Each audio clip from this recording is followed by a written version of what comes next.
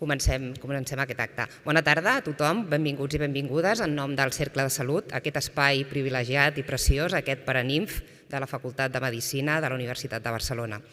Un escenari que avui acull l'acte de presentació del llibre La sanitat a la cruïlla post-Covid. Es tracta de la segona monografia que publica el Cercle de Salut després d'un llibre anterior que es va presentar a principis de l'any 2020, just abans de la pandèmia, i que aquell va ser obra dels economistes Guillem López Casasnovas i Marc Casanova. Tal com veurem en les intervencions posteriors, el llibre que avui presentem, aquesta sanitat a la cruïlla post-Covid, planteja els principals reptes i riscos als quals ha de fer front el nostre sistema sanitari en aquest moment clau que els autors denominen la cruïlla post-Covid. I diem als quals ha de fer front perquè el que està en joc és la preservació d'aquest puntal de l'estat del benestar, que de fet és el servei públic millor valorat per la ciutadania, tant de Catalunya com de l'Estat, i que, tal com destaquen els autors del llibre, és una peça clau per al reequilibri i la cohesió socials. Planificació de serveis, avaluació de resultats, col·laboració público-privada, gestió de recursos humans, qualitat assistencial, són alguns dels temes principals que es plantegen en aquest llibre i que s'aborden sense complexos ni apriorismes. Ens acompanyen avui dos dels autors del llibre, Vicente Ortún, catedràtic emèrit d'Economia i Empresa de la Universitat Pompeu Fabra, cofundador del Centre de Recerca en Economia i Salut, CRES, i medalla Josep Trueta al Mèrit Sanitari, i Ricard Maneu, metge especialista en salut pública, vicepresident de la Fundació Instituto de Investigación en Servicios de Salud de València i doctor en Economia. La tercera autora que completa aquest trio, Rosa Urbanos, catedràtica d'Economia aplicada a la Universitat Complutense de Madrid, no ha pogut assistir a aquesta presentació.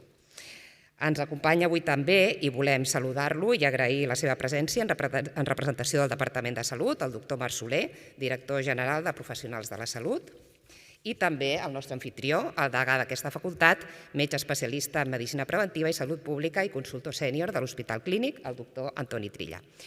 I abans d'entrar en matèria, donem pas a la presidenta en funcions del Cercle de Salut i vicepresidenta del Col·legi de Farmacèutics de Barcelona, Núria Bosch, que ens explicarà amb més detall el perquè d'aquest llibre. I aquest, tot sigui dit, ho hem de dir, és el darrer acte de la senyora Núria Bosch com a presidenta del Cercle de Salut, ja que en breu es constitueix la nova Junta, sorgida de les recents eleccions.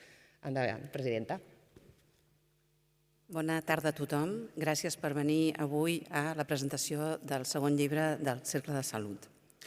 Agraïm al Marc Soler la seva presència avui. Com tots sabeu, Marc Soler fins fa molt poc va ser membre fundador del Cercle de Salut i fins fa molt poc era membre de la Junta, fins que les seves obligacions l'han obligat a deixar el càrrec dins del Cercle de Salut. Agraïm també al doctor Trilla, que ens acull també avui per segona vegada aquí en aquest meravellós Paraninf per presentar el llibre.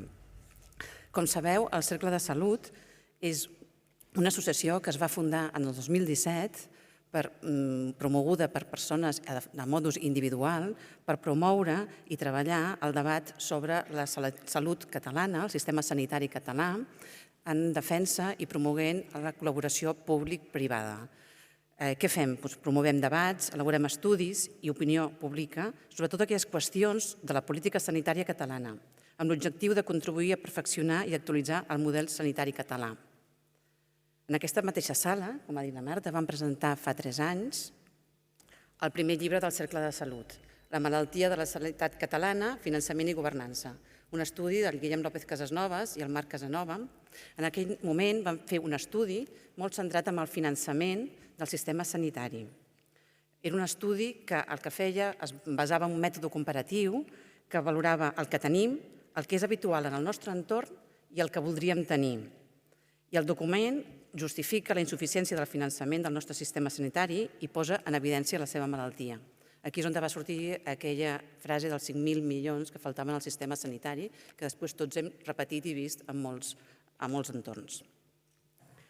Avui han passat 3 anys, marcats clarament per una pandèmia, i ens tornem a trobar aquí mateix per presentar el segon llibre, La sanitat de la cruïlla post-Covid.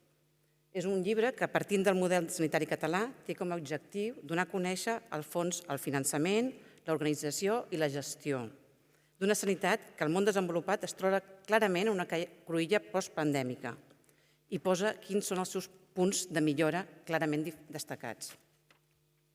Està clar que aquests 3 anys, durant la pandèmia, tots nosaltres ens han marcat de forma molt diferent, però tots molt marcats, la pandèmia, i hem vist com la sanitat és clarament importantíssima i quins punts de millora hem viscut diferents traves que hem vist que de forma molt ràpida, coses que altres vegades eren molt més rígides, flexibilització, col·laboració públic-privada, la coordinació dels diferents professionals, tot això ha fet que poguéssim desenvolupar noves iniciatives que ens han ajudat a fer front a aquesta pandèmia. Però també és veritat que hem vist quines carències tenia i quins punts de millora, però sense donar-nos compte estem tornant a una suposada normalitat, deixant enrere tot allò que hem après, tot allò que hem valorat que era necessari i creiem que ara és el moment de replantejar-nos i posar per escrit en aquest estudi el que realment ens hauríem de replantejar. Fa 3 anys vam presentar la malaltia, la necessitat de finançament, i en el seu moment vam dir que el segon estudi, el segon llibre, seria sobre la governança. Doncs aquest és el segon llibre que posa aquest focus en la governança. Agraïm des de la Junta l'esforç que han fet els autors, doctor Maneu, doctor Urbano i Maneu, Ortun i Urbano, els 3 autors, per l'elaboració del llibre. La col·laboració en tot moment per simplificar i facilitar aquests objectius que hem traslladat des de la Junta. Dir-vos que el llibre està disponible en català, que les sortides en entregaran una cada un, però també està disponible a partir de demà en format e-book en català i que la intenció és traduir-lo al castellà i fer una presentació també en castellà. Dir-vos que dins del llibre també hem posat un petit pòst-it amb les dades del Cercle de Salut per si algú de vosaltres es vol adherir al Cercle de Salut. Sabeu que el Cercle de Salut es basa en les aportacions dels seus socis i també les 15 entitats col·laboradores que permeten que realitzin aquests debats, aquests estudis i les diferents accions que es fan des del Cercle. Avui, com que ja he dit, és l'últim dia que estic com a presidenta del Cercle en funcions, hi ha hagut eleccions. Vull agrair específicament a tots els membres de la Junta la col·laboració, la seva feina incondicional i professional en tot moment durant aquests 3 anys. Durant aquests 2 anys de presidència han sigut uns anys marcats clarament per la pandèmia. Malgrat la situació i la feina que hem tingut tots, ens hem reunit constantment, ja sigui presencialment o virtualment.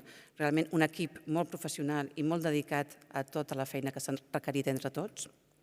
I vull animar i felicitar a les noves membres de la Junta a continuar treballant amb la mateixa línia. Agrair a tothom que ha col·laborat en aquest temps en la Junta, agrair també a la Marta i a l'Araceli, que estan darrere de tot el que fem durant totes les activitats de la Junta. Finalment, agrair-vos a tots vosaltres i al final de l'acte també tindrem un petit refrigeri que podrem compartir entre tots nosaltres i parlar de tot el que ens preocupa. Gràcies. Moltes gràcies. Gràcies.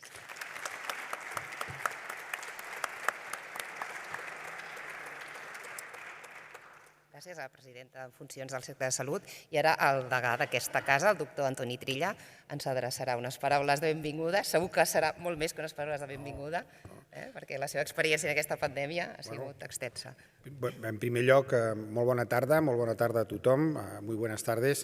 La veritat és que, com s'ha comentat, per la Facultat de Medicina i Ciències de la Salut és un honor que actes com aquest i tot el que hi ha darrere d'ells, tota la feina, tota la importància de la informació i l'anàlisi de la mateixa i les propostes que es fan des del Cercle de Salut haguem tingut la sort que s'hagin pogut presentar aquí a la Facultat de Medicina. Per tant, moltes gràcies.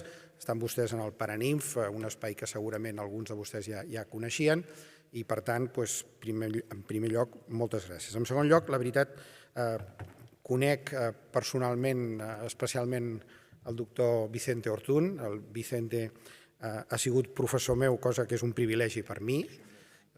Som els dos molt grans, però ha estat professor meu i jo sempre, ara em permetrà, sempre me l'he imaginat com un d'aquells professors d'Oxford amb aquells davantals negres que passegen pels claustres amb cara de despistat i que se senten amb ells i quan comencen a parlar dius, hosti, aquest senyor en sap molt, bàsicament, i intentarem aprendre, de manera que Vicenç, és per mi un plaer estar de nou junts. També el Ricard Meneu, que compartim especialitat, Medicina Preventiva i Salut Pública, i que també ara comentàvem que vam estar involucrats directe o indirectament en part de la gestió, diguéssim, pública o de salut pública de la pandèmia, ell a València i nosaltres aquí a Catalunya.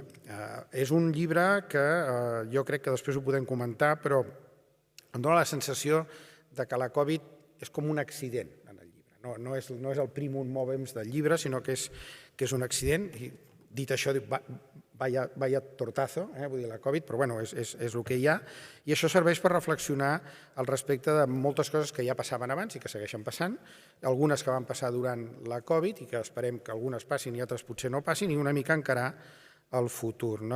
Jo els hi haig de dir, i aquesta és una confessió absolutament sustentada en fets, que m'he llegit el llibre sencer, el qual molta gent diu, no, m'he llegit, però jo me l'he llegit sencer, el tinc subratllat, he agafat moltes frases que jo crec que són brillants en el conjunt del llibre i com els autors passen des del context del que és el sistema de salut, que hi ha algunes dades que els que estem treballant cada dia en aquesta àrea de vegades no les tenim prou presents, i elles donen les dades importants de què suposa el sector salut en quant al valor afegit brut de l'economia nacional, que és quasi un 6%, que ocupem el 10% pràcticament de la gent que està treballant formalment, per tant, és també una xifra molt important i també important, encara que també tots pensem que insuficient, suposem el 20% de la despesa en recerca i desenvolupament.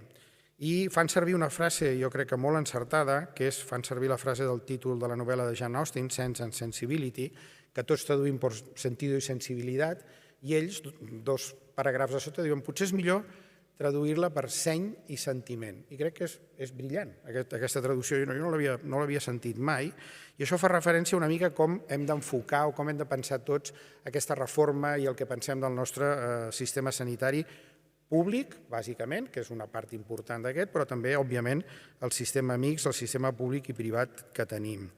I, bàsicament, es resol amb una idea que ells treballen molt al llarg de tot el llibre, que és hem de disposar d'un sistema públic de salut fort, accessible i amb bona capacitat de resposta. Jo crec que això tots els que treballem en el sector públic de salut ho tenim molt clar i estem treballant cada dia per intentar fer les coses el millor possible.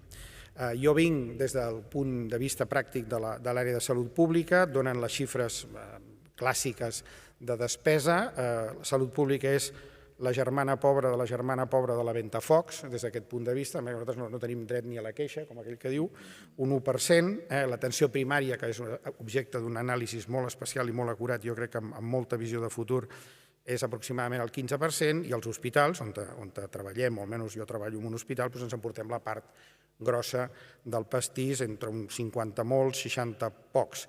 Llavors, de cop i volta, amb aquest sistema, que estava com estava, ells parlen de les crisis anteriors, especialment de la Gran Depressió, que a mi sempre em retrotrau a la Gran Depressió. Dius, home, aquesta no sé si es va tocar ja, però bueno, segurament no, sí. Doncs, i parlen de l'accident aquest, accident, entre cometes, biològic, que és la Covid, no?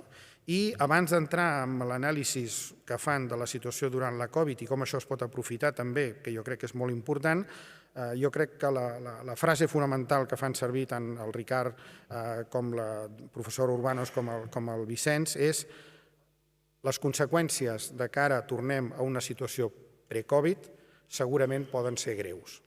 És a dir, és una oportunitat, mirem-ho com ho vulguem, per intentar que les coses no tornin a ser com eren abans. I durant la situació Covid, amb diferències i amb coses que han estat força bones i coses que han estat realment traumàtiques i dolentes, i tothom ha tingut sempre algú que ha estat greument malalt o fins i tot que ha mort o ha quedat amb seqüeles per aquesta malaltia, que ha sigut realment una sacsejada important, des del punt de vista, si ens abstraiem del problema personal, que evidentment és el més important sempre en qualsevol situació com una crisi de salut pública, aquí vam viure, de debò, durant uns mesos, el que significa la flexibilitat amb la gestió i l'autonomia de decisions de centres mastodòntics com l'Hospital Clínic. Aquí, les coses es van poder fer d'una forma molt ràpida i molt més flexible. I utilitzem una frase que és molt citada de la pel·lícula Blade Runner, quan el replicant diu jo he vist coses que mai creuríeu que he vist. I això és real. Nosaltres als hospitals hem vist coses que dius això en forma normal ens costaria 3 mesos, no sé quants permisos, i no ho farien. 36 hores. Ostres, com pot ser, no? Una cosa tremenda. Hem vist innovacions organitzatives, ràpides, i a més amb molta assaig i error. Funciona? Continuem. No funciona? Enrere, nois, ens hem equivocat. No passa res, per entendre'ns. Hem vist cooperació de debò entre diferents especialitats i especialment m'agradaria destacar també la col·laboració pública o privada. és a dir, la solidaritat, aquesta paraula que fem servir moltes vegades entre els diferents centres, els diferents hospitals, els diferents especialistes es va notar, i els diferents, òbviament, estaments sanitaris es va notar i molt, i probablement això va ser el que ens va fer aguantar en els moments més complicats. I també em permeto afegir que també hem vist lideratges, el que és veritablement un líder. De vegades tenim líders idealitzats que dius aquest ho farà molt bé i és allò que diuen tothom sap navegar quan la mar és plana. Però quan hi ha tormenta, llavors es veu qui és el bon capità. I capitans que tenien els galons de capitans han navegat bé i capitans que pensàvem que eren els millors capitans del món han desaparegut en plena tormenta i ha aparegut un altre que era l'últim mariner de l'última bancada de remers. Aquest senyor s'ha posat al davant i ha tirat endavant aquest espai, aquesta consulta, ha resolt aquest problema. De manera que hem vist aparèixer lideratges, diguéssim, naturals. El llibre va transitant, com ha dit la Marta Ciércoles, per diferents capítols, que són tots 6 capítols molt interessants de 6 aspectes fonamentals. Parla també del marc institucional i fa unes reflexions, jo crec, molt interessants del que és la nostra societat, en sentit ampli. Reflexions que jo subscriveixo plenament. I els citaré una altra frase del llibre. Diu, cada vegada més només hi hauria d'haver una forma de fer les coses, com qui les faci millor. Jo crec que això és fonamental i nosaltres que vam tenir l'oportunitat de treballar també ajudant al sistema des del punt de vista de la central de resultats i la publicació dels resultats va ser una experiència que, amb transparència de dades i possible comparació, la veritat és que podíem veure qui ho feia millor i això era realment un estímul per canviar. I hi ha una altra frase, me'n queden dues, no pateixin que vaig ràpid, una que em sembla que també és molt transcendent, diu, les pandèmies, i jo afegiria les crisis sanitàries en general, però les pandèmies en concret, exigeixen no tant més estat, sinó millor estat. I estic totalment d'acord. Vull dir, necessitàvem un marc en el qual les coses haguessin funcionat, un millor govern, una millor gestió pública, que també ells fan una anàlisi d'això, una millor política en general i una reflexió respecte a el que podríem dir en termes genèrics, i si ho interpreto malament em corregiu, polítics més professionals, en el sentit de professionalisme, no que siguin professionals de la política, sinó que facin les coses en un sentit professional. Finalment, l'últim capítol està dedicat a el que representa en bona part, aquesta casa, els professionals sanitaris. Aquí podríem dir la fàbrica de metges i d'infermeres i de moltes altres coses, i sabem tots i estem tots d'acord i ens ho diem i ens ho acabem de creure, que el principal actiu que té el sistema sanitari són els recursos humans. Jo crec que això està bé, però que evidentment hi ha tota una part d'educació i de formació que és molt important, que s'ha de tenir molt en compte, i també hi ha una frase, quan acaben aquests anàlisis de l'educació i la formació, que diu el sistema educatiu, en el nostre cas el grau, però també el sistema de formació postgrau, la formació sanitària especialitzada, el MIR, per entendre'ns, la seva funció és proveir de metges al sistema sanitari públic i privat. Proveir de metges a tota la societat, metges ben capacitats que siguin capaços de fer la feina com toca.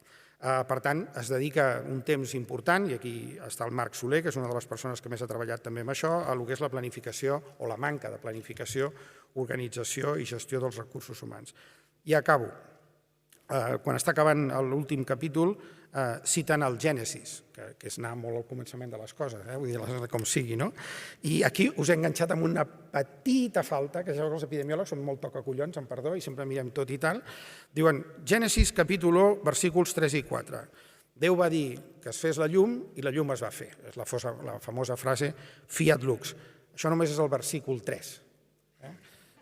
El versicle 4 és aquell que diu Déu va veure que la llum era bona i va superar la llum de les tenebres. Però, bàsicament, vull dir que també podem anar una mica per aquí. Està bé, però vull dir que, com diuen, fiat lux, tant de bo, i ells ho diuen en un sentit irònic o crític, d'això, que es faci la llum i que tot funcioni. No, això exigeix molta feina, mucho darle al tajo, i acabo dient el que dèiem cada dia en els nostres companys de les sales, dels serveis, quan estàvem en plena situació de Covid, especialment la primera onada i alguna de les següents onades que van ser molt dures.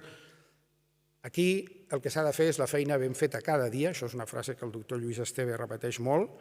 A l'acabar el dia hem d'estar orgullosos del que hem fet i hem d'estar preparats per tornar el dia següent a continuar treballant. I això és el que jo crec que ens va fer sortir a tots, amb l'ajuda de tots, els ciutadans i de tots, d'una situació que va ser realment, en alguns moments, realment molt, molt, molt complexa i que com a experiència vital és única. Probablement si em preguntessin diria, home, potser no la repetiria, estic quasi convençut, però tot el que hem pogut aprendre i vist en aquesta experiència vital de 3 anys i que encara tenim la malaltia, però que evidentment en una situació molt diferent, tant de bo, amb ajuda d'anàlisis com els que han fet el doctor Meneu, el doctor Ortun i la doctora Urbanos, ens ajudessin a realment a no cometre els mateixos errors o perseverar amb la mateixa actitud. És veritat que a l'acabar la Covid va començar la guerra d'Ucraïna i desafortunadament vam sortir de gran part de l'imaginari popular, però crec que s'ha d'insistir i estic totalment d'acord amb la tesis que estem en una cruïlla i que aquesta cruïlla és molt important i fa falta gent com vosaltres que hi posa molta neurona, molta anàlisi i molta dada i molta frase molt ben trobada, les coses com siguin. De manera que enhorabona, perquè la veritat és que està molt, molt, molt bé. Els recomano sincerament que el llegeixin perquè és clarivident en molts aspectes. I gràcies per estar aquí.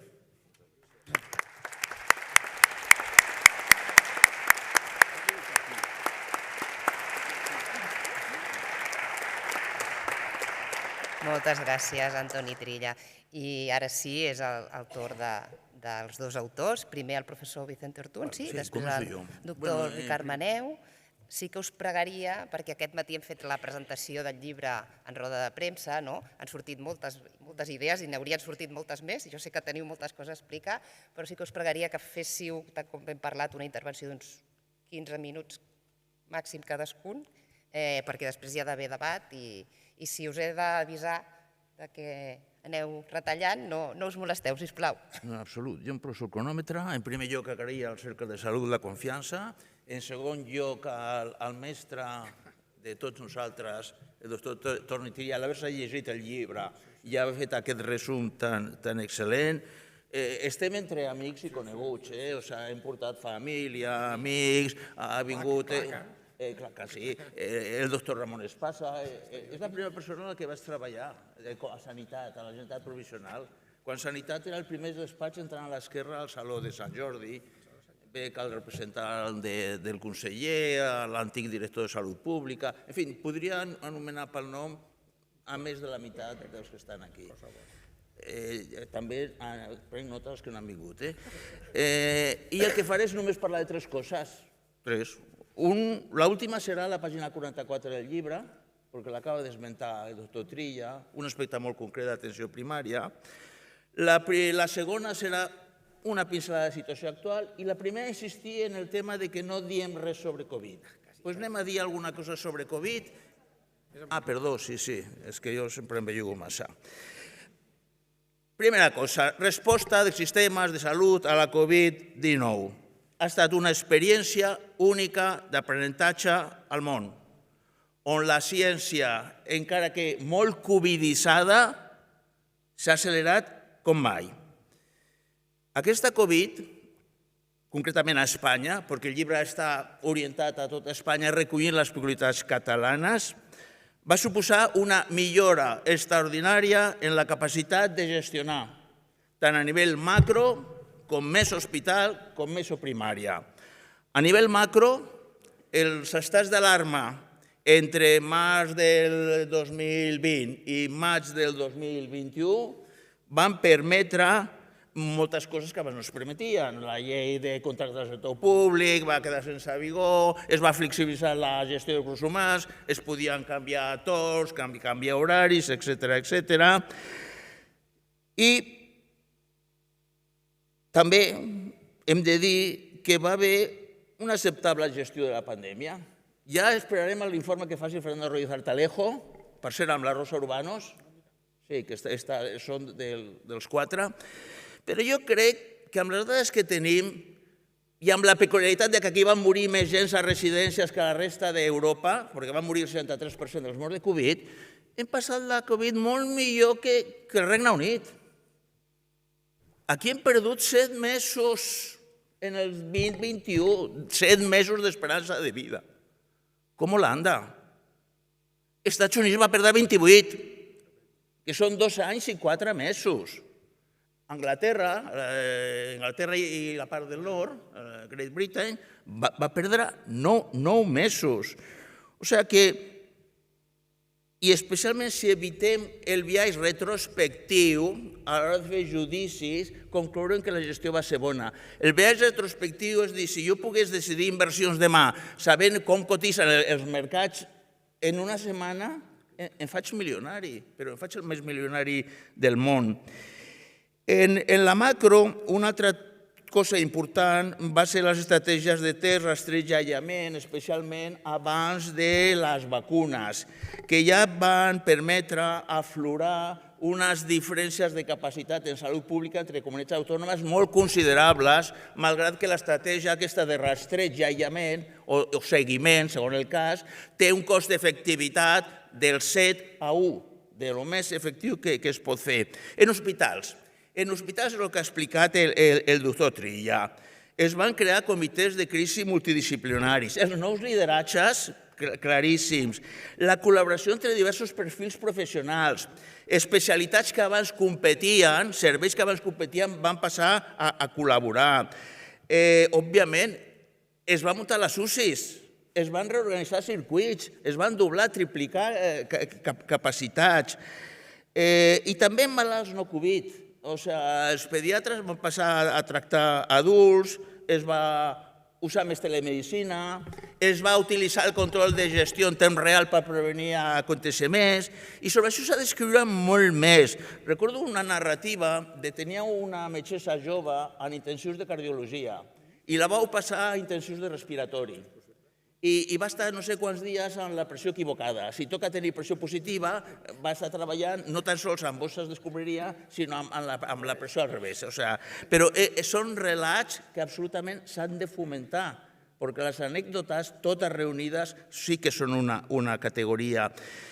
O sigui, hi ha una paraula en castellà que a mi m'agrada, és un alarde de professionalisme i de gestió el que es va produir durant la pandèmia, gràcies a l'autonomia, potser l'esperit de la trinxera que dona sentit i missió també ajuda, i no sé si el reconeixement, que dura poc. Llàstima que no fos un experiment natural i la pandèmia no hagués estat només a mitja Espanya per veure les diferències en la qualitat de la gestió, perquè, clar, tenim una conclusió evident. Si volem gestionar en aquest país, si us plau, que facin l'estat d'alarma. No, clar. És que la gestió no és administrar. La gestió és el que explica la diferència entre productivitat i riquesa entre països. És un tema seriós. I en sanitat és especialment seriós. Més en atenció primària. L'atenció primària té una situació més precària. Primer, perquè té menys recursos, té menys diversitat de professionals, té una autonomia més petita i ha patit més l'explosió de demanda, perquè els hospitals va atendre els milers i la primària va atendre els milions, 5 milions de persones. I cal dir que a Catalunya la CANFIC, la Catalana de Medicina Familiar, va jugar un paper molt important, tant desenvolupant guies d'actuació com formant professionals.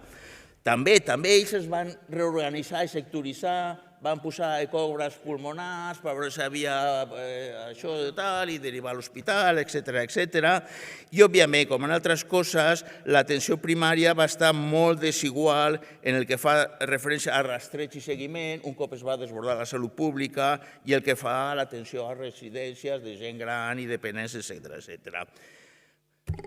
Situació actual. BBVA, Fundació Banco Bilbao Vizcaya Argentina, informa del desembre del 22, o sigui, fa 4 mesos, la societat espanyola, en la institució en la que deposita una confiança més gran, és en la sanitat pública, de llarg, seguida, curiosament, de la policia i de l'exèrcit. La policia llegiu el Víctor Lapuente, policia 1, policia 2 al país per entendre aquesta...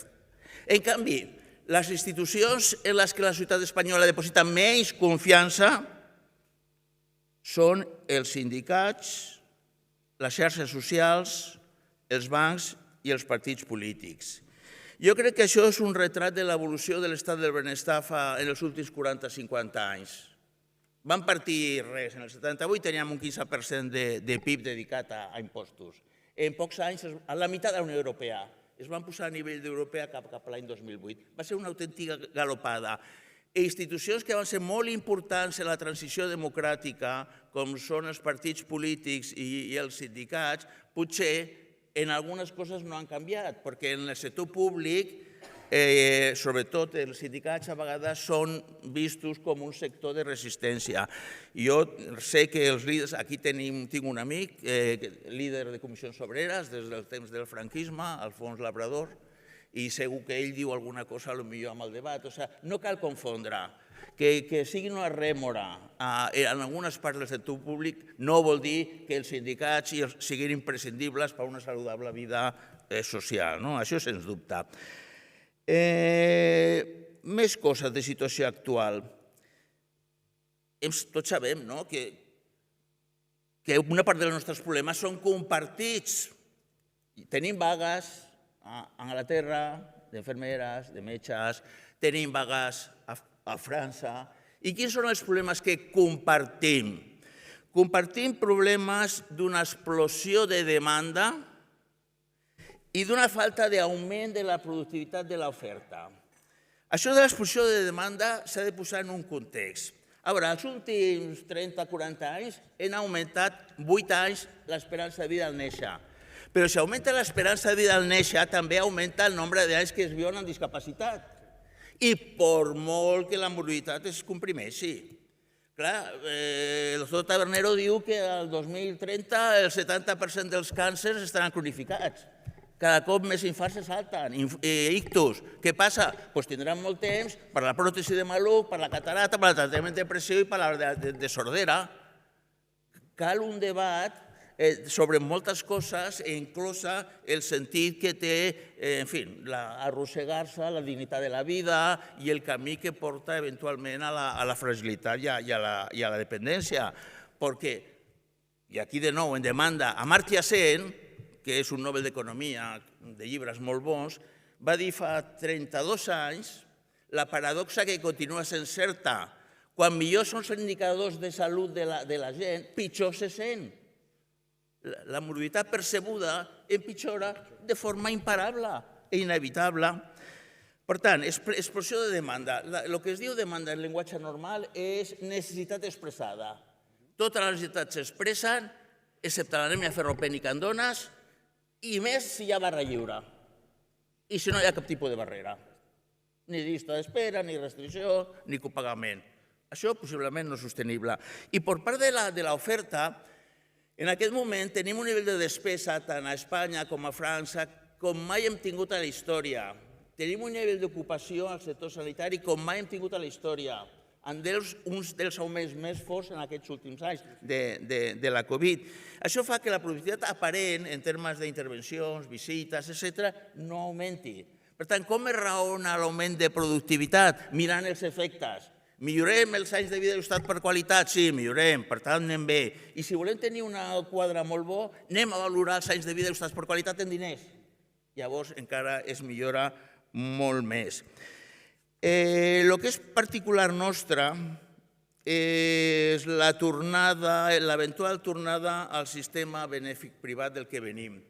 Jo recordo, el doctor Ramon Espasa també se'n recordarà, jo vaig anar amb una persona poc reivindicada, que és Elvira Aguilera. A l'any 73 vam anar a l'INP, l'INP va ser l'antecedent de l'Insalut, al carrer Alcalá de Madrid, a signar el primer concert d'assistència per a Sant Pau. Per mi aquella dada és el moment en què Sant Pau deixa de ser benèfic privat.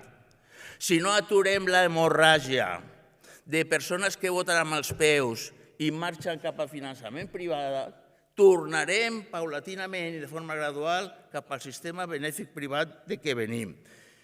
A la dècada del 2009 al 2014, el finançament públic com a percentatge de despesa sanitària va baixar del 75 al 70. 5 punts, sembla. És moltíssim. Són milers de milions en la variable que defineix un sistema sanitari, el percentatge de finançament públic. Afortunadament, durant la Covid s'ha recuperat i ara tenen un 73-74% de finançament públic de la sanitat. Això sí, el que és despesa privada el quintil de renta més elevat gasta 8 vegades més. En fi, hi ha moltes dades d'aquestes que són preocupants i que es tradueixen en què? Pues que la despesa pública durant un decenni ha augmentat el 8, però la privada ha augmentat un 38. Molta gent a les assegurances, al Barcelona potser és el 40%, i en diners és una misèria. En diners és un 8% del total de la despesa, perquè l'important de la despesa privada és el diner de butxaca, que ve a ser un 22%. Per tant, amb aquesta situació tenim problemes preexistents i problemes nous.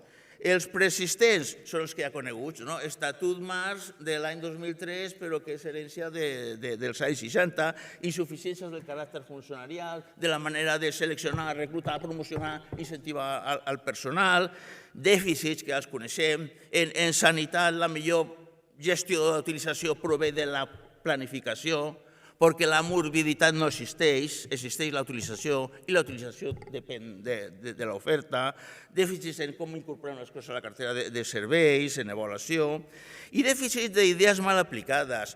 Per exemple, la competència en l'àrea única de Madrid dels últims 12 anys ha portat a enfonsar els hospitals públics.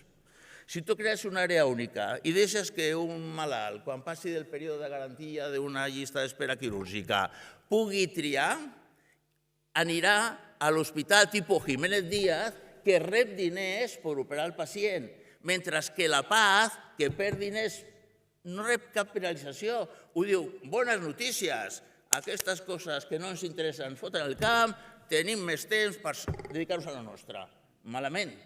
Traducció. En els últims 2 anys, a Madrid, la pública, en quant a activitat, intervencions, parts, ha baixat de manera estrepitosa. L'activitat i els professionals.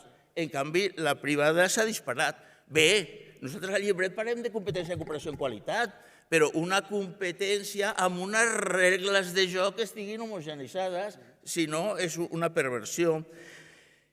Perversió com la de les col·laboracions públic-privades a Espanya. El Francesc Josep Maria volia que parlés d'això. Aquesta col·laboració públic-privada s'ha caracteritzat per la manca de transparència i la manca de bon disseny, i més encara al sector no sanitari que al sanitari. Què és el túnel de Pertús? Què és el Castor del Florentino, no es diu? Què són les radials de Madrid? Unes concessions on els diners es guanyen en l'obra. I després, si durant l'explotació hi ha una mica de pèrdues, tu ja has compensat amb els guanys i que es faci càrrec al sector públic. Clar, amb col·laboracions dissenyades així, és difícil vendre la idea imprescindible de la col·laboració públic-privada. I ja per dir la pàgina 44, perquè és un tema que potser és el més important ara. Ahir van triar Medicina de Família 7 de 400.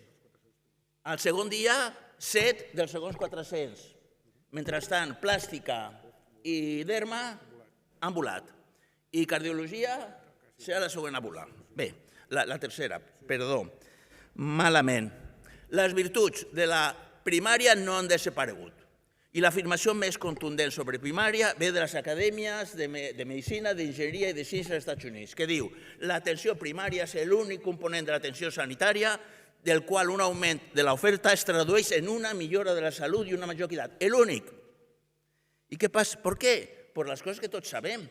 La longitudinalitat, el seguir una persona amb els seus problemes, és el que permet formular un cost molt baix, una hipòtesi diagnòstica, i augmentar el valor predictiu positiu. Aquesta tasca de filtre fa que la probabilitat d'estar mal quan vas a l'hospital sigui més alta.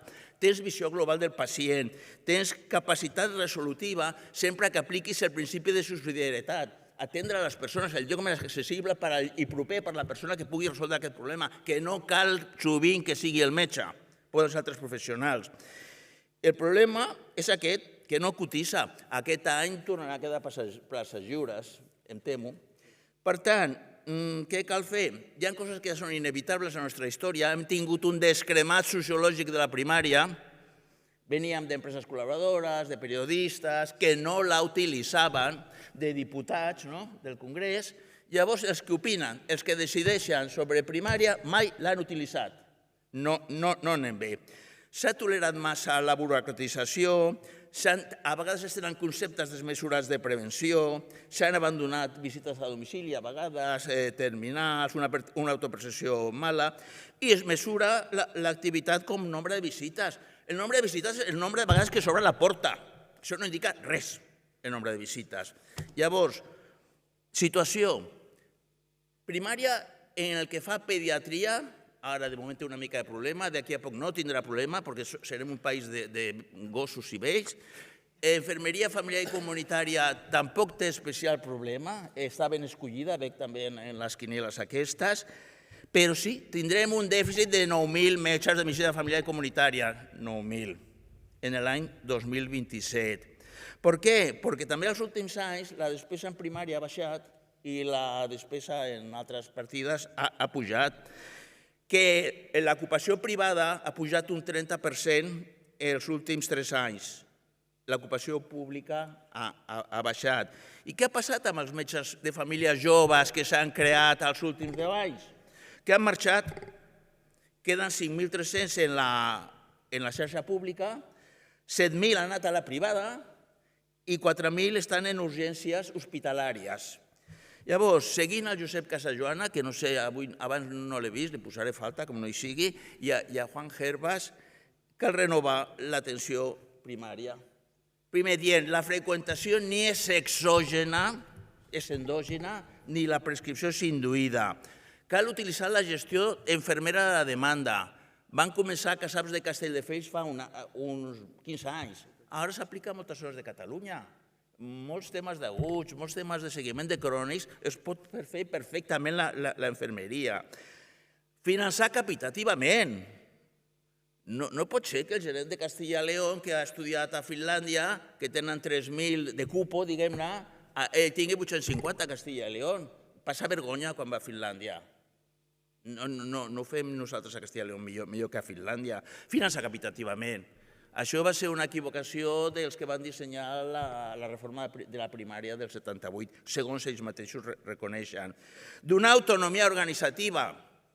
Jo entenc que les societats professionals de família estan demanant limitar les consultes al dia, posar un temps mínim, parlen d'autonomia, però autonomia no vol dir ser un anarco. Autonomia vol dir passar comptes, concreta. Autonomia és jo vull ser una Eva, perquè autònom vol dir responsable.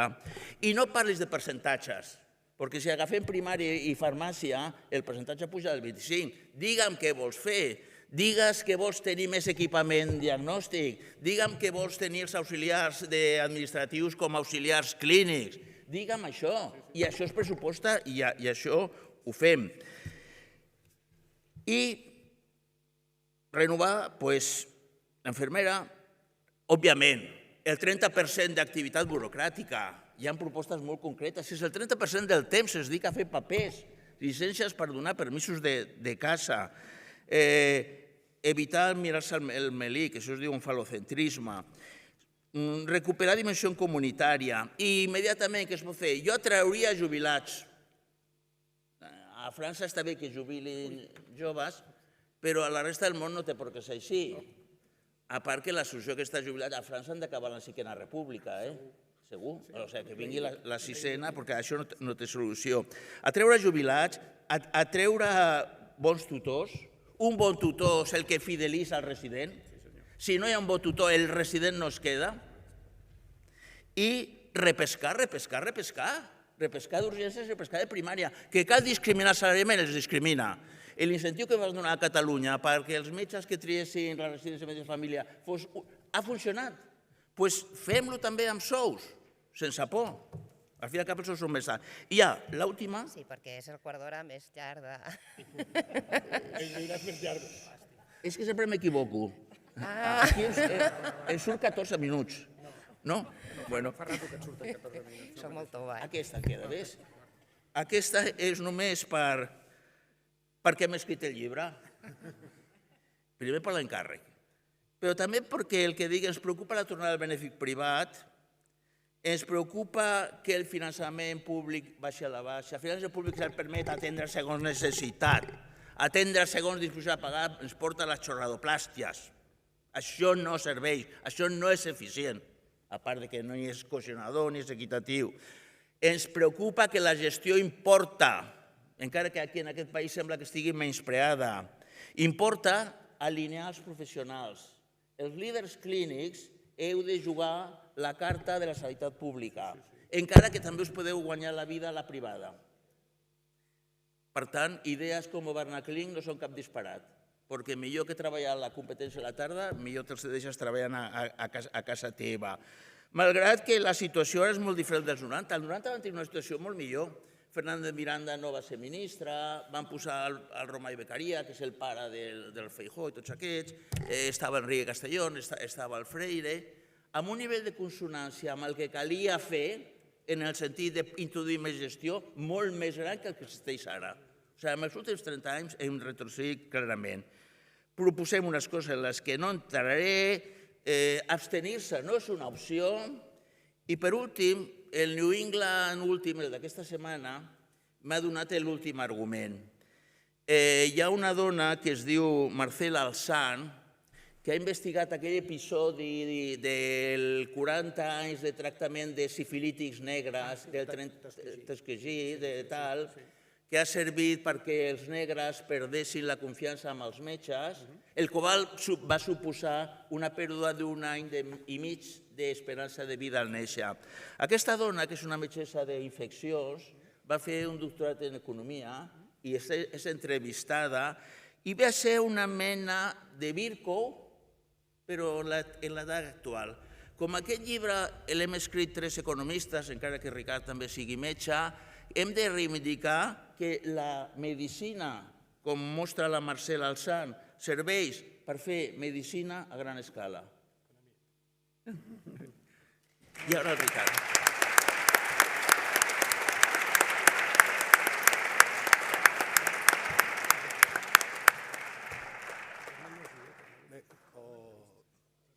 L'abast universal del comentari de Vicent deixa molt axicat el terreny, però passaré pels mateixos puestos d'una altra manera.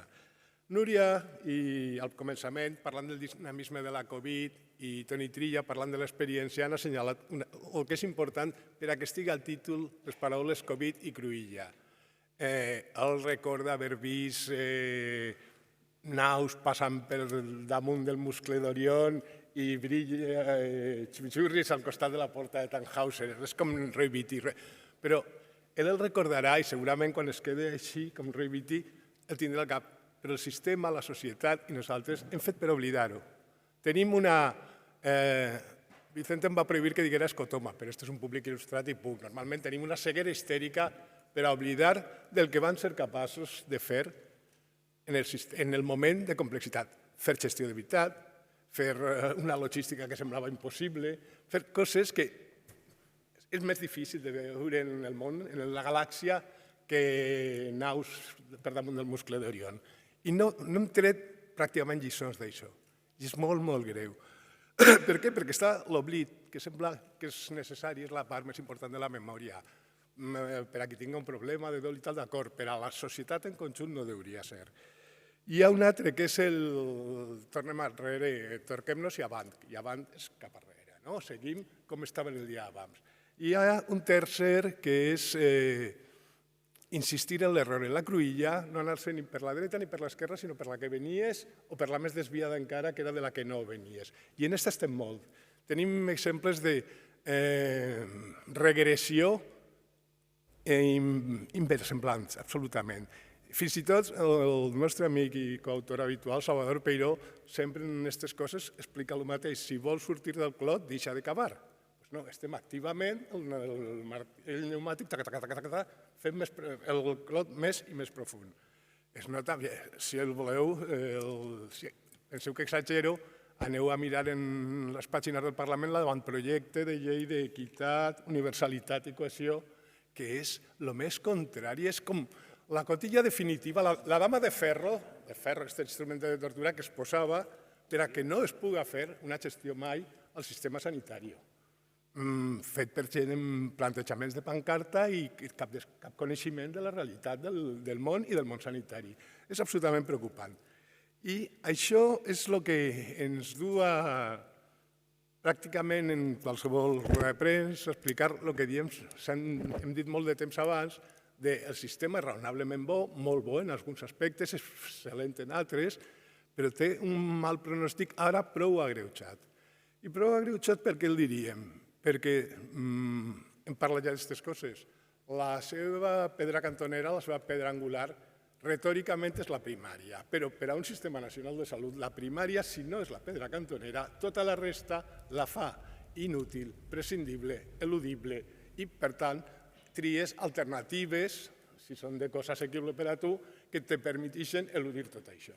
Per la qual cosa tenim la pedra no molt bé, en molt moment... Bé, està en un moment que ara hauríem deixar que la mareja baixa una mica, perquè hem vist aquests mesos la primària en acció demanant tot el contrari al que hauríem esperar que demanaren, que volen tindre menys pacients, cupos, llistes de pacients més curtes, que ho sé, però ja estem a uns límits que perds capacitat de manteniment de competències professionals. En aquests números ja no està, no són compatibles pràcticament en res, en mitjana. Hi ha alguns que tenen cupos, però el que s'ha demanat és poc raonable. Decidir que la freqüentació és excessiva, per la qual cosa veurem menys cada dia, clar, tenim la perspectiva dels professionals, que jo estic disposat a donar-los tota la raó en què estan molt cremats, perquè es van passar molt peludes amb la pandèmia, molts van quedar-se penjats d'un telèfon que no funcionava.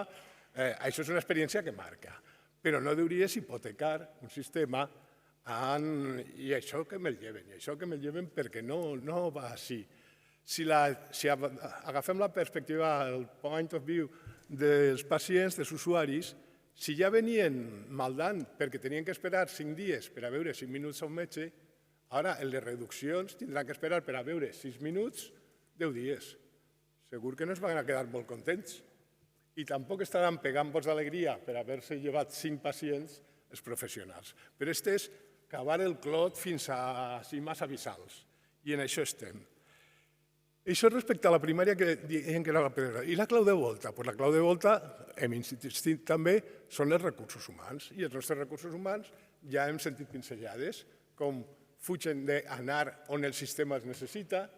Òbviament no són idiotes, són actors raonables. No hem posat el sistema d'incentius correctament alineat, la reputació, tot el que necessita com sistema fer-se o està prohibit o és il·legal o engordar. No pot ser una altra cosa. Està prohibit per la normativa existent. A la meva comunitat hi ha una fantàstica de sindicalisme.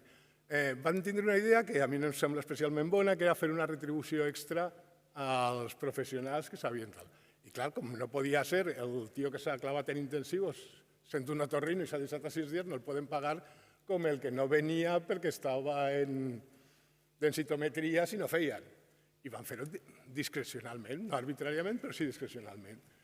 Ara hi ha que llevar-la perquè es va vulnerar per sentència el principi de negociació sindical. No anava a ajudar molt parlar en els sindicats com se feia això. Ni tan sols per reconèixer un reconeixement barat, mal, tal, però no és possible que tinguem un sistema d'encotillament tan absolut per a qualsevol mesura. I els recursos humans estan també cabrejats, no només a la primària, cabrejats, estan rebotats i demanen coses com la consolidació. El sistema de consolidació és abolir per a la finestra d'oportunitat que teníem ara del despenyament de generacions, corts molt amples de professionals per a substituir-les en sistemes diferents. Ja se'ns va passar abans de la Covid, però que ja haurien d'haver-la tinguda preparada l'alternativa a això. Però el que no teníem previst és que també tenim organitzada la forma de fer-ho sense cap capacitat de decisió. Ara, en la consolidació, que jo estic contra segons quins empleos precaris, hi ha alguns que ha agafat una plaça que li va tocar per borsa o el que siga d'una jubilació. Este és un laboral indefinido. És un treballador normal en la nova legislació laboral, perquè ha de patir i ara tenim que donar-li momificació en la plaça per sempre més. Aquesta no sembla una bona idea. I sobretot en criteris de quants anys has estat. I has estat sempre així? Doncs mira, pa tu. però algú m'ha avaluat alguna vegada? Algú sap què sé fer jo? No, no ens interessa. El sistema ha renunciat a fer cap decisió. Gràcies. El sistema diu que renuncia a fer recruiting en intel·ligència i en funció de les seues necessitats. No és tampoc un signe alentador. I no vull ser especialment pessimista, ni tampoc molt llarg, perquè tenim solucions. Solucions les coneguem. Hem vist que se pot fer d'una altra manera. Hem vist que els professionals se poden organitzar d'una altra manera. Sabem que la primària, per exemple, la que tenim més clara, tot i que ella no ho diga en veu alta, al contrari, diga coses prou poc assenyades de vegades, sí que ha escrit des de la primària, s'han escrit, però ja fa una dotzena d'anys, participaren Vicente i jo en un llibre, el de Casajuan i Gervás, on hi havia propostes absolutament raonabilíssimes de com reorganitzar el treball en funció de les competències de la gent, dels professionals que hi treballen i de les demandes, que són demandes, les necessitats expressades pels usuaris. I això estem en condicions de fer-ho en quan relaxem les coses. Si el que estem fent és omplir a cabassos de malcontents que no estaven satisfets sin saber què poden o què no poden venir a fer, tindrem problemes a futur. Llavors, la primera prescripció de fer alguna proposicions positives és instaurar, com siga, d'una manera que no es pot ajornar ja, sistemes d'avaluació sistemàtica en conseqüències. O sigui, podem saber tot el que fem. Sí? Així va millor? No, ara no vaig a lluir pel mitó. Ja està acabant. Ja podem fer-ho, hem monitoritzat qualsevol cosa que ens feia falta aquests dies. Ens has ensenyat que no és el problema. El problema és quan ens posem per a dissenyar els indicadors per a que apareguen a la memòria no sé què. Però estudiar una cosa, monitoritzar i saber què necessitem o quines són les diferències més esfereïdores entre l'assistència sanitària rebuda pels pacients de l'Alt Pallarès i les de Barcelona metropolitana en tal condició. I començar a planificar una resposta. Però això no és un pla rector a 50 anys, a 5 anys, no, és estar controladors aeris. El que necessitem són controladors aeris perquè el mapa de vol ja el podem fer si saben el que és un avió i un camió, no confundim, que és un problema que l'informàtic normalment no sap. Bé, o sigui, el que tenim vies passa per l'avaluació, per descomptat, passa per una cosa que és més fàcil de dir que de fer, que és per atendre en qualsevol decisió més a la perspectiva dels ciutadans, dels propietaris del sistema, que dels usufructaris, que som els professionals de dintre. Sempre tenim la resposta, que és el més adequat i el que necessiten els pacients,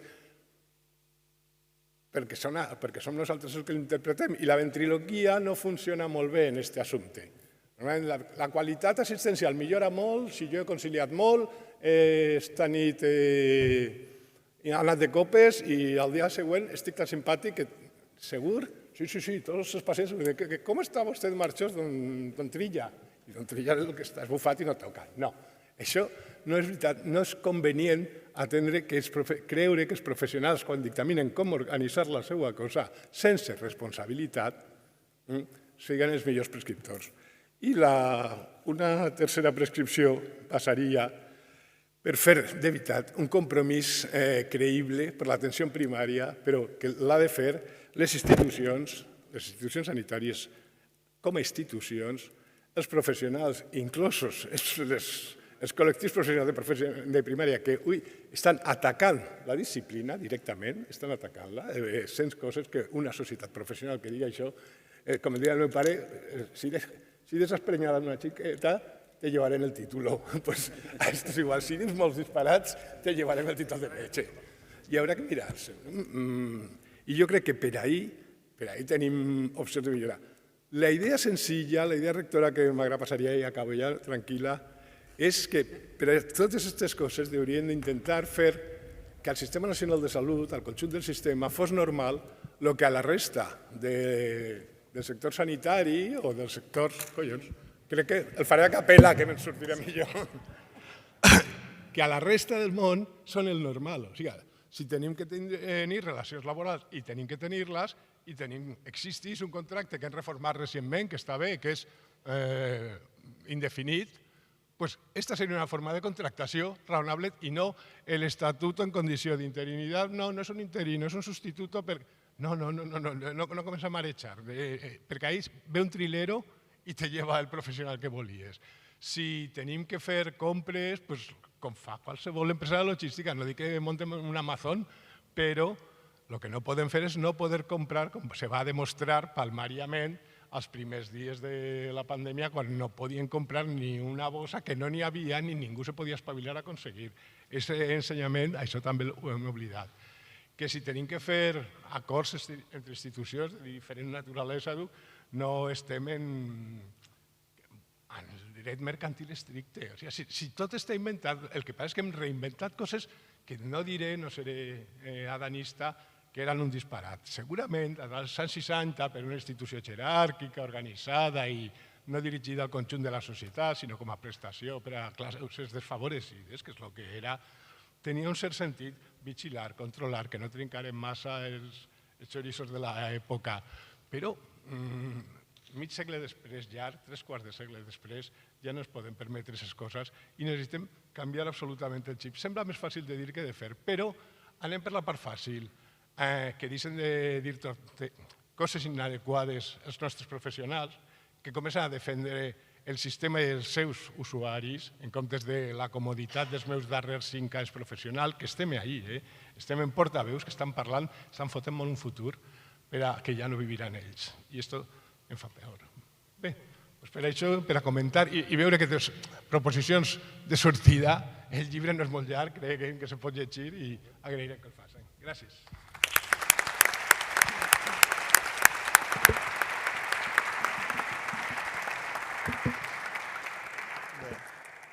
Moltes gràcies, Vicente Ortuño i Ricard Maneu. Molts fils per estirar, no? Ara és el moment d'obrir el debat. Qui vulgui fer algun comentari, alguna pregunta, alguna reflexió pot alçar la mà i li portarem un micròfon. Sí que us agrairem que abans de fer la vostra intervenció, si és possible, us presenteu, digueu el vostre nom i, si escau, a quina institució representeu, si és que representeu alguna institució.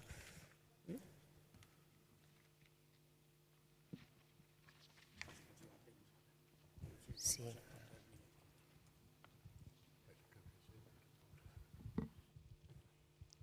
Bona tarda. Soc en Frederic Sant Pedro, metge jubilat. He sentit a dir que els recursos humans és el principal actiu de la sanitat. Jo ho diria d'una altra forma. Els recursos humans és el capital intel·lectual de la sanitat, que està basada en el lideratge, l'empowerment i la gestió. És a dir, tothom sap que el lideratge, és molt diferent de la gestió. Els líders són els que donen empoderament a les millors persones perquè gestionen. I el resultat es veurà al cap de poc de temps, perquè són les millors persones amb més qualitats les que gestionen. La sanitat és millora d'aquest món, però l'altre món és purament econòmic. La sanitat, un exemple, com es pot solucionar?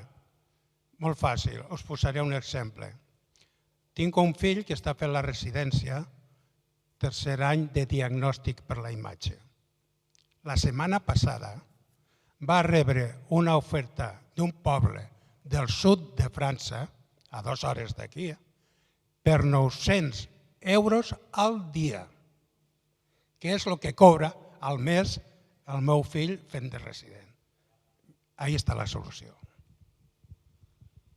Gràcies. Competir en França per furtar, no. No, sí. També coneixem el doctor Frederic Sant Pedro, que ha treballat molt el tema de recursos humans en quant al seu fill, que vaig assistir a la seva tesi doctoral, són les aplicacions líders d'intel·ligència artificial a medicina, que va ser la interpretació d'imatges. Això en supera clarament a qualsevol persona.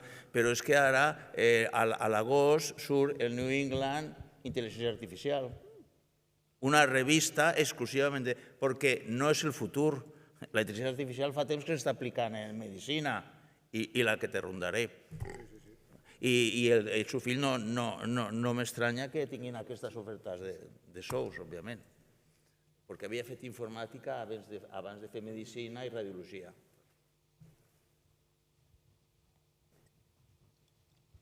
Aquí hi ha una petició d'intervenció. Aquí.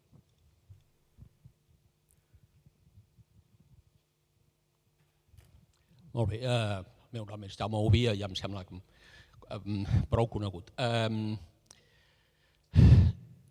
Us agraïm molt, diguem-ne, el posar altra vegada damunt de la taula amb valentia i amb totes les contradiccions, les coses que hem dit, hem sentit, i algú deia que només falta fer-ho, és a dir, el diagnòstic estem sobrediagnosticats i infratractats. Però em sembla que potser cal ampliar és a dir, per molt que insistim en les contradiccions del propi sistema, les inèrcies, les resistències, els sectors que fan resistència, etc., els tenim molt ben diagnosticats i algú amb molta més valentia, potser, Ricard, etc., que els ha assenyalat i els ha barnegat, diguem-ne. Però potser hem d'ampliar una mica la visió de les palanques. Hem fet el llibre, etc. Seguim amb les palanques de sempre. Finançament, governança, planificació, cartera de serveis. Potser ens falta disrupció. I ara ha sortit la paraula, ha sortit una de les paraules aquestes. I si tenim poc analitzada la influència que ja existeix de les tecnologies. Tecnologia que està actuant sense que nosaltres ens adonem. Tecnologia d'informació que fa que potser aquesta mobilització amb els peus, aquesta votar amb els peus, no només és conseqüència que uns ho fem més bé, més malament, sinó potser les expectatives que es gestionen per les noves tecnologies no sabem com utilitzar-les, però estan funcionant ja. Per tant, aquesta visió més disruptiva, més de buscar que a més d'aquestes palanques normals, que ja és les que, i a més està molt ben analitzat al llibre i molt valent, i insisteixo, però perquè a la millor és aquí, és en aquest món de la disrupció i de la disrupció tecnològica, no només de nous medicaments, de noves tecnologies, de la robòtica, on canviaran el rol. Tecnologia vol dir, sabeu clarament, tecnologia i desigualtat. Cada vegada que hi ha una tecnologia augmenta la desigualtat, fins que això després es torna a la mitja, tornem a una nova tecnologia. Les tecnologies aquestes ens estan portant a noves desigualtats. Com les hem de gestionar, aquestes tecnologies, des del sistema sanitari? Potser ho fem poc. Potser no fem prou per analitzar i gestionar aquestes palanques noves que potser necessitem una disrupció real del sistema perquè trobem la solució. I aquesta disrupció potser pot venir d'analitzar bé aquestes tecnologies i utilitzar-les a favor del sistema. Seria molt desitjable, però jo no penso això. Krugman, pensa com Krugman, la intel·ligència artificial es va canviar la vida, però no la setmana que ve. Si tenim que esperar això, possiblement el sistema haurà patit prou. Un altre cas, Kaiser, per lo que el diuen abans del fill que el paguen. Si estem en tecnologies de la informació transmissibles, en diagnòstic per imatge, és més fàcil que contraten pakistanís. Ensenyar a parlar en anglès a la màquina que escolta el metge de capçalera, això ja es fa també. En la qual cosa estarem furtant mà d'obra barata a països en desenvolupament i I què farem així? Pujarem el sou per penalització, per tindre que parlar en anglès a la màquina als funcionaris metges que ja no estan en condicions d'atendre. Crec que pot irritar més encara les males tendències, la confiança en les innovacions, perquè la capacitat de perversió és infinita. Com fem de Fernández i Fernández, jo repico una mica. El diagnòstic compartit, d'acord en que cal ampliar el marc, però que el diagnòstic sigui compartit, no. Hi ha molta part de la societat nostra que creu que gestió pública és un oxímor. I en uns moments, frase que ha citat, cal millor gestió, millor estat per la guerra amb Xina, per els propers virus zoonòtics o així cada any que vindran i vindran. Necessitem uns recursos humans que sàpiguen incorporar les teràpies gèniques, la intel·ligència artificial, la robotització, el carter, la CRISPR. El que farà això és palesar encara més l'obsolescència, rigidesa i manca d'adequació dels gestors. Però no implotarà, per això no implotarà, t'ho juro. Llavors estic d'acord, el marc ampli és, senyors, la sanitat és la princesa de l'estat del benestar. Convindria que tingués uns estatus especials. Si alguna esperança hi ha de millorar la gestió pública en aquest país, és copiant el que fa. I aquí ve, he vist que ha arribat el Guillem López, l'esmentaré. El tema és com ho fem, això. I m'he recordat d'ell perquè fa uns 40 anys també vam agafar un llibre de Macharino. Macharino va ser el que va succeir a Richelieu. Rive Gauche de París, on està el Collège de France. Perdó, sí, és que m'agrada. El Macharino, el llibre aquest, es deia Breviari dels polítics. Va ser el primer ministre de França quan Louis XIV era petit. I de Macharino van aprendre la frase de radicalisme selectiu. I en aquest moment, en aquest país, no hi ha la gran llei de reforma i millora del sistema. Només hi ha dues estratègies. La del Macharino, radicalisme selectiu, o la d'explotar les esquetxes, que l'atribuiré a Francesc José María Silvec. Aquí, val. Explotar les escletxes és, amb la normativa legal, si hi ha una cosa bona en la llei de ciència, que totes les lleis que estem fent són lleis de plantillament, d'introduir rigidesa, la de ciència que ha sortit, la d'universitats que sortirà i la d'equitat, que ja veurem què passa, és a plantillar, però no a la gent adequada. La via aquesta de les escletxes, en la llei de ciència vas dir, tens una oportunitat que els recercadors s'apoderen d'una part dels beneficis de la seva patent, que es faci també a sanitat. Però aquesta via s'ha de fer segur, és que no tenim d'altra, i la via del radicalisme selectiu és la que ha fet Andreu Mas-Collell a la recerca a Catalunya. El radicalisme selectiu és, tu no pots tenir una coalició d'oposició que et s'unifica i et bloqueja qualsevol canvi. Has de fer canvis en fronts petits, escollits, que en tot cas, si tenen èxit, s'estenen. Dir que els funcionaris de la universitat o els estatutaris de la sanitat passen a laboral, et cremen el país. En canvi, dir que de tant en tant contractarem un Serra Hunter a Quibecuna a la tercera fila, en concursos internacionals, no hi ha oposició. És una part petitona. Així s'ha fet el CICREA. Així s'han fet els centres de recerca per estratègies de radicalisme selectiu. Potser hem de compatibilitzar les dues, comptant que el món a Espanya no es veu com es veu a Catalunya. A Navarra, que vam estar junts, allà no són ja ni estatutaris, són tots funcionaris, tots. I per mi el tema és com es fa, perquè el què hem de fer, jo crec que el que estem aquí ho compartim bastant, però el com, aquí, Macharino o escletxes? Em sembla que hi havia una altra paraula demanada, crec que segurament serà l'última, perquè per l'hora, però que fora podem xerrar i podem preguntar. No, uns 4 punts al que hem sentit. És difícil superar la profunditat, l'agudesa i la rapidesa de pensament del doctor en economia Ortún. És molt difícil i, per tant, i amb tan poc temps encara menys. Però sí que voldria subratllar alguns aspectes del que ell ha dit, que comparteixo plenament tot el que he dit.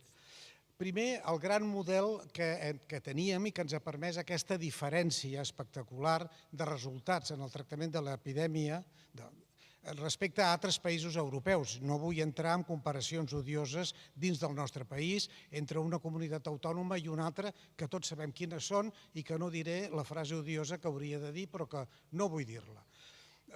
Això ve d'un model. Això ve d'un model, com ell sap també millor que jo segurament, i aquest model voldria reivindicar, quan un es fa gran, ja no té àvies, ja fa molts anys que les ha perdut, voldria reivindicar que aquest model va néixer a Catalunya, i aquest model és fill del mapa sanitari, i la llei sanitària, la llei general de sanitat del ministre Lluch, del tristament desaparegut ministre Lluch, és, agafeu el pròleg i les explicacions del llibre del mapa sanitari de l'any 80 de la Generalitat i veureu l'embrió de la llei general sanitària. Per tant, això que els models no compten i la col·laboració público-privada, ha dit, l'Ortún és molt brillant i ha dit, home, diu, ser autònoms no ser anarcos. Exactament. Ser autònoms i demanar l'autonomia de centres no és demanar l'anarquisme de dretes, no és el mateix. Hi ha qui ho fa des d'un anarquisme de dretes, però no és el mateix. I el senyor Ortún sap perfectament que això no és així. Aquí coincideixo plenament amb ell. Per què? I també coincideixo amb ell quan ha dit, home, parlo d'algunes coses només, em semblen les més nuclears, retribució capitativa. Retribució capitativa, repetia l'Ortún. Per què? Doncs perquè es va cometre un gravíssim error, no a Catalunya, a Madrid. No a Catalunya, a Madrid. I un sindicat de Madrid, que tampoc nomenaré, però tothom sabrà quin és, que va semblar que per ser més d'esquerres, perquè una cosa que venia de Catalunya s'anava a traspassar com havien volgut el conjunt de la pàtria comuna que és Espanya, no podia ser. Aleshores va introduir la medicina cubana, la salarització. Los médicos van a pasar, van a entrar y van a salir, van a fichar y van a cobrar un salario, porque esos serán más de izquierdas i más buenos. Va ser això, Vicenç Ortún, ho saps perfectament. Va ser això. I aquí patim molt, i aquesta seria una gran línia de millora de l'assistència primària, que, com dius, és la princesa, la reina del sistema sanitari. La reina del sistema sanitari. I un últim apunt, no necessàriament breu, sobre això de lo públic-privat i lo dels anarcos. Avui dia... Anarcos, sí. Perdó, la col·laboració públic-privada i l'analogia intencionada que he fet jo amb la llibertat i la decisió i l'anarquisme de dretes. El que passa és que avui dia hi ha mecanismes tècnics i tecnològics que permetrien superar aquesta dicotomia, perquè podríem tindre, i el sistema de gestió global, del sistema global, que es vol únic, que es vol científic, que es vol al servei de tots, de tot el poble, podria tindre autonomia total de centres públics i privats sempre que tots acceptessin tindre la mateixa transparència online, al mateix moment. A mi m'és igual la Fundació Jiménez Díaz o l'Hospital de Sant Pau, si al moment que fa una despesa jo centre director del model, del sistema, de l'esperit polític del sistema, que és la igualtat d'oportunitats per tota la població, tingui el nivell de riquesa que tingui, si això se m'encén la bombeta i em diu, ei, aquí s'està gastant això, això és facilíssim de gestionar. Però resulta que la població pública-privada només funciona quan hi ha opacitat en un dels dos sectors. Els deixo a vostès mateixos que endevinen quin és el sector que demana opacitat. Els dos, t'ho juro. Perquè la pública tampoc és molt transparent. De fet, he tingut problemes. Jo he treballat 8 anys controlant la col·laboració público-privada a la meva comunitat i trobar els comparadors em costava més de vegades que aconseguir les dades dels altres, que per autoritat més o menys me'ls donaven, però tu per a què vols això? És una dada, no. Transparència no vol ningú, això és el començament radical. Hem d'exigir transparència perquè és un cachondeo, una burla democràtica greu la que patim en aquest país. I més encara ara que tots els operadors tenen les dades que nosaltres treballem, menys nosaltres. I això és estúpido. Això és directament estúpid. Bé, estem ja al final. El doctor Marc Soler ens adreçarà ara unes paraules i, si em permeten, tenint en compte la riquesa d'aquest debat i la situació de preocupació, dir-los també que els que vulguin, o pels que vulgueu, el dia 17 de maig en el Col·legi de Metges de Barcelona està previst dur a terme un debat amb 4 ponents, un d'ells el tenim aquí al costat, que és el doctor Ortun, per parlar de com s'està vivint la situació post-Covid a 4 sistemes sanitaris diferents dintre d'Europa, incloent dintre d'Europa el sistema sanitari d'Anglaterra, el de França, el de Portugal i el de Catalonia, Spain. I, per tant, és un debat que pensem que pot ser molt interessant, també seguint el fil d'algunes de les situacions que s'han posat aquí. I ara, si vols, Marc, benvingut també a casa teva. Doctor Marc Soler.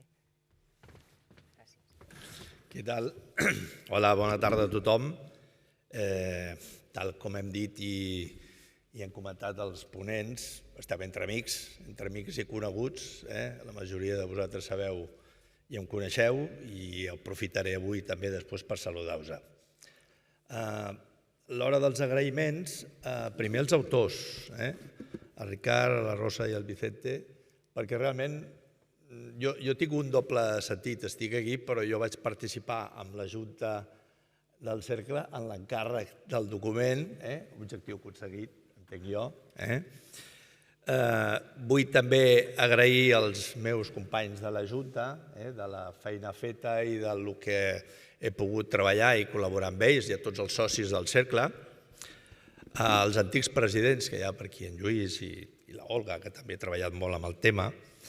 Si em permeteu també agrair especialment al Toni Trilla, perquè com veureu i com coneixeu, la vehemència i la important manera de dir les coses del Toni, del Vicente, del Ricard és rellevant, i el Toni d'alguna forma a través de la facultat i amb el seu aspecte professoral ens ajuda. Ja és la segona vegada que ens hostatges i és d'agrair. Si em permeteu també fer un referent als meus antics companys del Col·legi de Metge, perquè sóc el que sóc en part perquè m'he conformat a través d'ells, i després a tots vosaltres. I per últim també m'agradaria agrair als companys que tinc aquí, que treballen amb mi en el Departament de Salut, el Manel, l'Anna i altra gent que està aquí, i agrair l'esforç que tenim de tots els professionals del Departament de Salut i del CatSalut. Realment, jo us haig de dir, porto molt poc temps, però el volum de treball, la capacitat de diàleg i la capacitat d'intentar avançar amb el que tenim entre mans és important. Bé, ja ho veieu, tenim molta feina a tots, comptem amb tots vosaltres, això és el primer. Com deia Núria, objectiu aconseguit. Jo crec que el Cercle aconsegueix una vegada més que ens reunim, que parem i que reflexionem. Jo crec que és l'objectiu més important que podem tenir. Tenim, a més, els ponents. Ja veureu que hem dedicat 2 hores aquí, més 4 o 5, perquè és un llibre que és ràpid. Jo també he tingut l'oportunitat de llegir-ho. És amè, té un punt d'ironia, és il·lustrat, com els ponents que avui heu vist, i veureu que és divertit i és fàcil de subratllar, l'edició és còmoda, i al final han tingut el detall de fer-nos un resum per concentrar una miqueta les idees del que estem llegint. El Cercle 2020, el Guillem, el treball que vam fer de la necessitat del finançament, el 2023, això ja ho han parlat els ponents i el Toni, governança, etc. Jo destacaria alguns aspectes del llibre, no parlaré del llibre, però n'hi ha un que per mi és principal, que és la mirada àmplia. Tenim tots la tentació, quan treballem i en el nostre àmbit de treball o des de la meva, sempre veure les coses des de la nostra òptica. Ja veureu que el document té una mirada àmplia. A part de tota la informació tècnica, econòmica, que precisa, que podeu buscar molta bibliografia perquè realment és molt constructiu, aquesta mirada àmplia de la visió des de la perspectiva de la Unió Europea, de la visió de la perspectiva de l'Estat, de les organitzacions sanitàries, dels gestors, dels professionals, com a element clau. Jo diria que això és una de les virtuts principals que té el document. I després també, i molt breument, una referència al Covid. Ja s'ha parlat del Covid, la cruïlla. La cruïlla que vam passar en el seu moment, però la cruïlla actual que tenim i que s'ha fet referència. Jo només feu un parell de comentaris del Covid, i això en Joan coneix bé.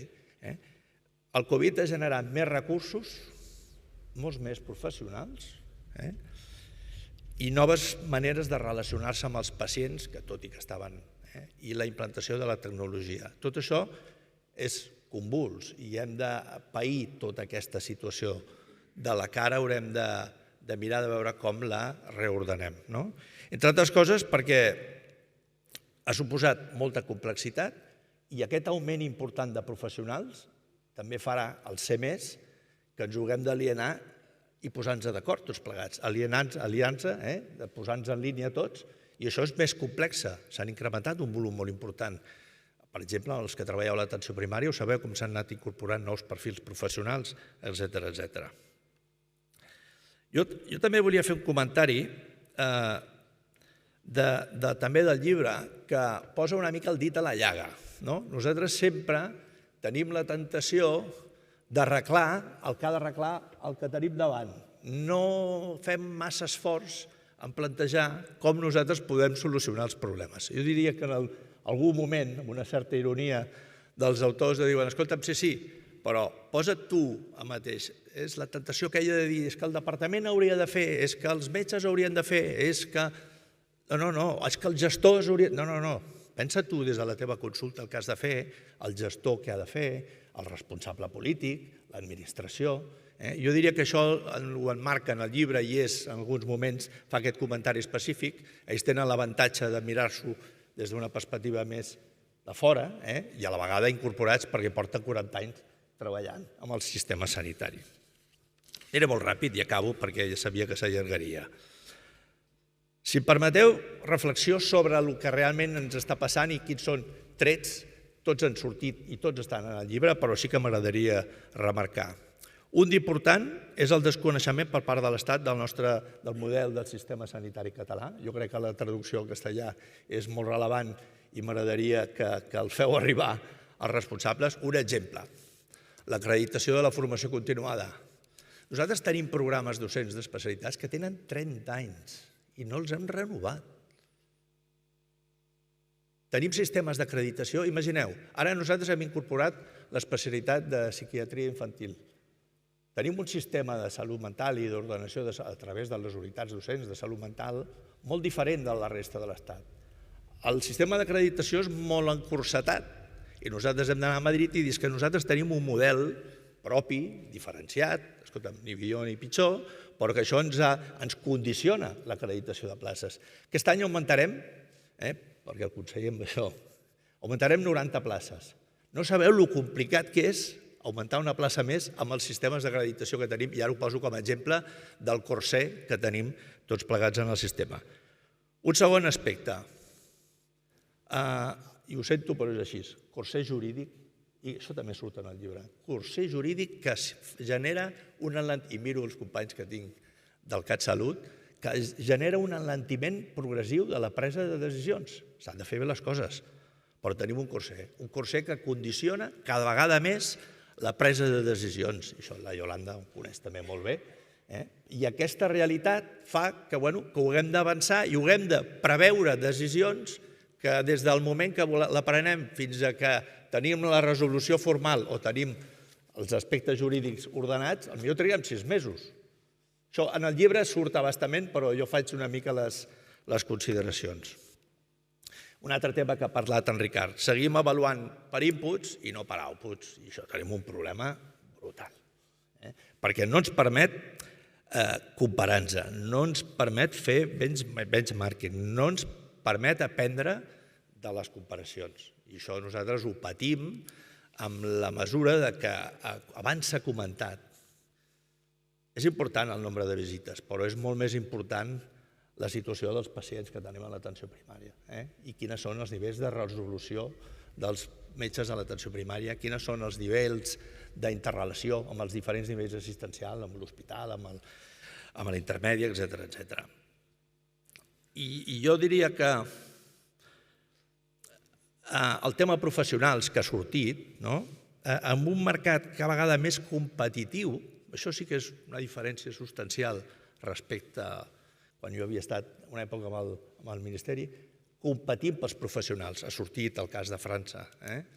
És a dir, competim internament i externament i hem de ser molt imaginatius. Perquè sabeu que amb el territori tenim alguns problemes concrets, el territori no tant el territori, i aquí a prop també. Competim i això sí que ve, i sobretot a curt termini, haurem de veure com els professionals s'hauran de moure més. S'hauran de moure més i haurem d'articular mecanismes, i això estem treballant, de compartir activitat assistencial, docent, de recerca, etcètera, i els professionals, metges, infermeres, la resta dels professionals s'hauran de moure molt més. Jo acabo.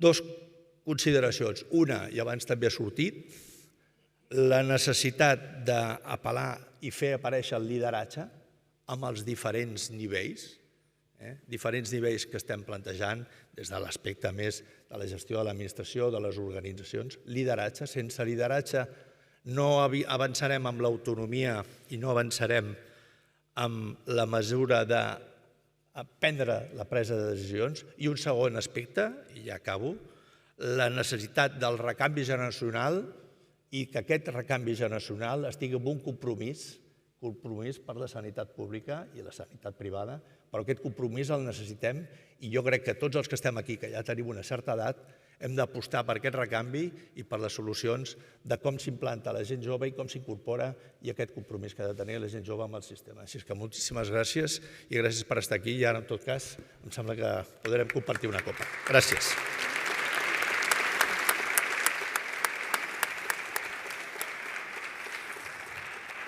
Bé, moltes gràcies.